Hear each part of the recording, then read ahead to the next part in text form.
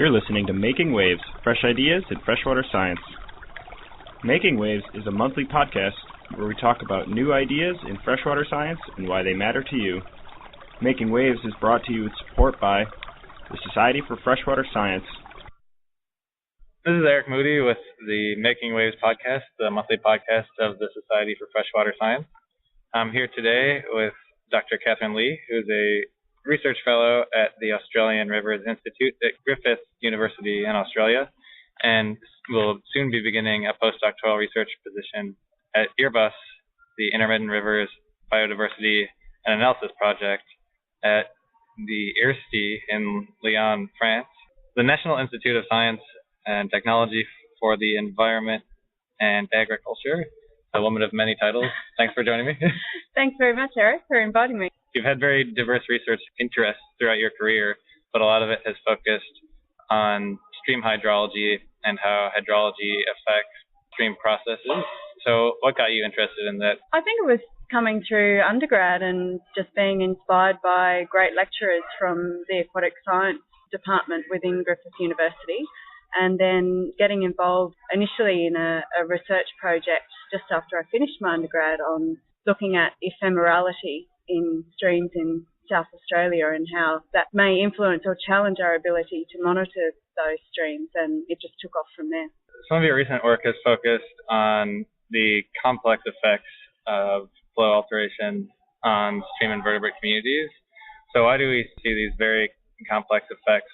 I guess because there's so many different components of the flow regime which are ecologically relevant, and they don't act in isolation. So if you change duration, then you usually, for example, of a particular event, say a low flow event, then you're potentially also altering the timing of when that low flow event may end, or you may get a high flow event in between breaking up those cycles. So you don't just change one aspect of the flow regime, and that's where the complexity comes from. So is there a good way to be able to predict how these alterations to flow regimes will affect these invertebrate communities? There's so many different ways. You can read papers that use all sorts of things. What I've done with my research is used a few different methods, some of them looking at flow data that we have models for predicted flow prior to modification, and flow regimes or flow data that we have from streams now that have been modified, and looking at those relationships and then applying those models to systems that are currently undeveloped to see what changes might occur in the future. So that's one way, but also another thing that I've used is to develop predictive scenarios of flow regime change based on systems in their natural conditions. Do you think that using data across different flow regimes that occur naturally, are there challenges in using that type of data to predict the effects of future flow alterations?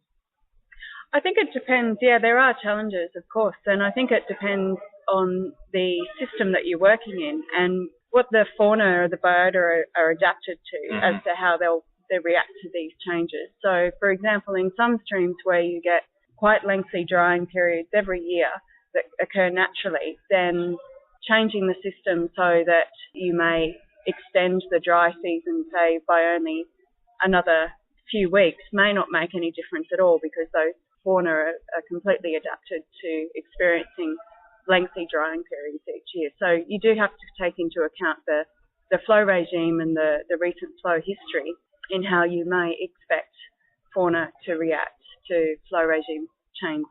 So let's talk about the sort of seasonal aspect. You talked about how some of these streams go through long dry periods and then have some other periods of extended rainfall where there are increased flows. So why do you think it is so important to look at these seasonal variations, and what kind of effects do you see across time in these streams? The rivers and streams that I've worked on that have had those high seasonal flows are tropical rivers from northern Australia. So they're what we call the wet-dry tropical systems. So they experience an intense wet season period for 4 to 5 months a year of quite consistent and heavy rainfall that then translates into stream flow. And then there's 6 to 7 months of virtually no rainfall. And so for the streams that aren't groundwater fed, they do dry up and turn into a series of disconnected pools through much of the dry season. So these systems, I think, offer us quite an interesting platform by which to study things such as recolonisation and recovery, and where fauna repopulate drying systems, and understanding those in a natural system where you have really good adaptation to deal with those changes in habitat, I think provides a really neat way of studying dispersal and recolonisation pathways. And so another component of this seasonal variation are these cyclones that you get in the Australian wet dry tropics, and that's one aspect of climate that's predicted to change under future climate change scenarios. So how will these changes in the frequency and the magnitude of cyclones affect these rivers that you've been studying?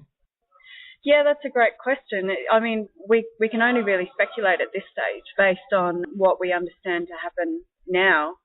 And currently in tropical or northern Australia, the cyclones make landfall about 1 to 2 times a year on average, and they can actually be quite severe. We've had some really big damaging cyclones of recent years, Category 5 cyclones, that they're typically associated with high amounts of rainfall falling over short periods of time, but they can transverse quite a distance across the continent, so they can spread that rainfall across wide areas, and that leads to wet season high flows that then sustain the rivers throughout the dry. And so the projection for climate change in northern Australia is not necessarily for much change in overall annual rainfall, although it does vary depending on exactly where you are. But we're looking at, in the future, experiencing even more intense cyclones, but they'll happen less often. So we may go through a year where we don't get a cyclone, or if one does come, it will be extremely intense. And the speculation that I've thought of what potential implications that might have for seasonality in faunal compositional shifts and abundances and diversity throughout the dry season is that if there is massive amounts of rainfall falling in very short periods of time early on in the dry season, then this may translate into an earlier or premature loss of flow in some habitats in the dry season. And the reason that this might test some of the fauna's ability to deal with that is that what we've found from looking at patterns in fauna now during the dry season is that they are affected by antecedent flow. When there's higher peak flows in the wet season, when they drop off really quickly, we tend to get lower richness in the samples that we find during the dry season. So this is potentially something that may test the resistance and the resilience of the fauna. But as I was saying previously, because they're highly adapted to this natural cycle, it may be something that they are able to cope with. So it's an interesting question as to what will happen. Do you think that more work needs to be done on understanding how these things are adapted to the places that they live, and being able to use that information to really have a better ability to predict how these communities will respond to climate change? Yeah, I think that's exactly what we need to do. If we know what they're doing in order to come back in the wet season, and it will depend river to river and habitat to habitat, you know, whether they've got access to a Hyporheic Zone, whether they use that as a recolonisation pathway. If we can get a grip on that, then we'll have a greater ability and a greater understanding of how changes in the future might affect these systems. Do you think that it's important to look at these intermittent stages between a stream being intermittent and then drying completely to sort of be able to understand how that transition happens and maybe be able to predict how things might change in the future?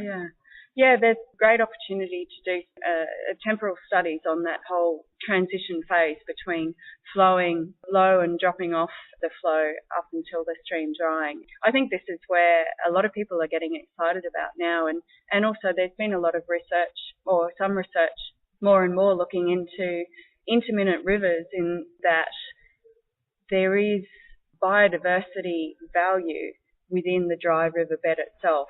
And so this phase between terrestrial and aquatic ecosystems, a dry riverbed has value as a habitat. And I think that's really exciting research as well that we're going to see more and more. Another recent piece of work I've been involved in is looking at low flows as opposed to specifically stream drying in Australia. And a recent paper by my co-authors and the primary author on that, Robert Rolls, in Freshwater Science at the end of last year.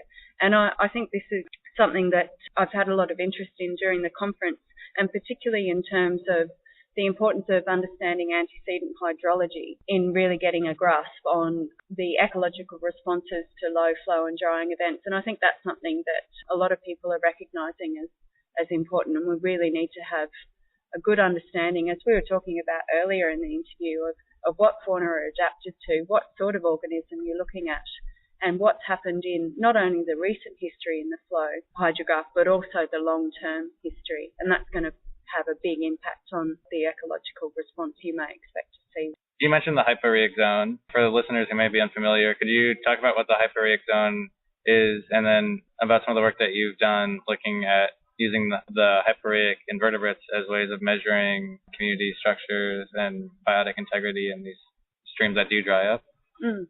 Yeah, so the Hyporheic Zone has been defined in various ways depending on what the purpose of the research is or the question of interest. But for general purposes and for what I was looking at, the Hyporheic Zone is the area immediately underneath the riverbed but above groundwater, where you get exchange between the ground and the surface waters. So it's an area of exchange, and not only of water but also of nutrients, chemicals and biota. So in ephemeral systems or temporary rivers, intermittent streams, so any river or stream that goes through a zero flow period at some point in the annual water year. If we're looking to use macroinvertebrates, for example, or streams and surface water quality to assess or monitor stream health, then this poses a bit of a problem given that many of our streams are actually intermittent. And the predictions are that we'll see more and more flow intermittency in the future. So we may find that we end up having gaps in our reporting record in terms of what the health status is of a stream. And so we were looking with some co-authors, Rachel Stubbington from the UK, Fran Sheldon from Griffith Uni, and Andrew Bolton from the University of New England in Australia. We were thinking about whether studying the invertebrates within hyporheic zones during drying times is a potential way of assessing stream health, just as we use benthic macroinvertebrates. Yeah.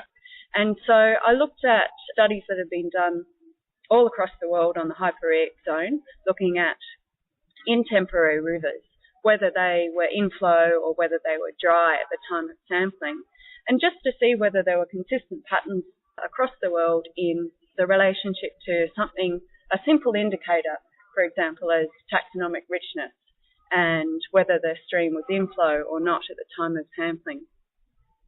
And there was consistent patterns, which was quite surprising really, because the hyporheic zone is inherently variable. Yeah.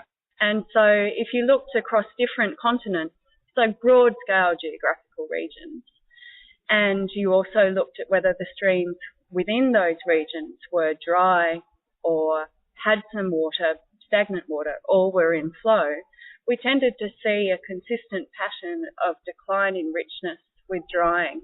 And so this suggests to me that there was predictability in these systems, and so they may be an alternative or a complement to surface water assessments of stream health.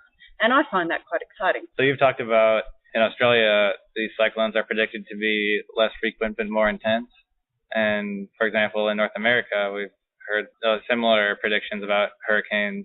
So do you think that the kind of work that you're doing, looking at stream responses to changes in storm magnitude and frequency and their resulting effects on hydrology, could have implications for research in streams around the world? Yeah, I do. I mean, we're here at the Society of Freshwater Science conference for 2013 in Jacksonville, and I've heard some interesting talks here on what you're just saying about these highly seasonal systems in many parts of the world, for example, some quite vast regions of North America. So I think if those projections are similar for changes in terms of cyclonic activities, depending, of course, on what other climate changes or future changes are going to occur in tandem with that, then yes, I think there's a real great opportunity there to take results from one area to help understand what might happen in another. On that note, you're soon moving from Australia to France. So how will the work that you've done in Australia connect to the things that you'll be doing?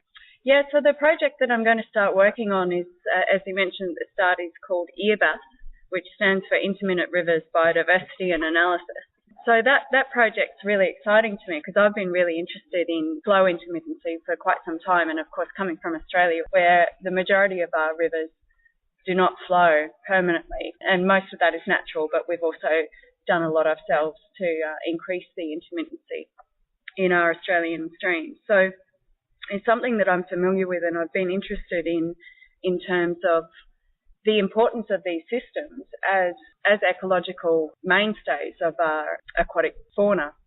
And yet much of our ecological understanding as it's developed through ecological theory has come from a lot of the more permanently flowing systems. And I can see more and more people doing work on intermittent rivers, so I think that's great. And this project is specifically looking at the global biodiversity in intermittent rivers and trying to see whether there are sort of patterns that we can hone in on, some relationships between biodiversity and flow intermittency, and whether that translates between different continents but also different types of river systems, and depending on where that intermittency occurs during a water year and how long it goes for. But I think it's going to be a really exciting and important project for many years to come, I think. Thanks a lot for joining me, and good luck in your new position. Thanks very much, Eric. You've been listening to Making Waves, made possible with support from the Society for Freshwater Science. For more information about this speaker, the podcast, or the Society, please visit us on the web at www.freshwater-science.org. Be sure to join us each month for another fresh idea in freshwater science. Thanks for listening.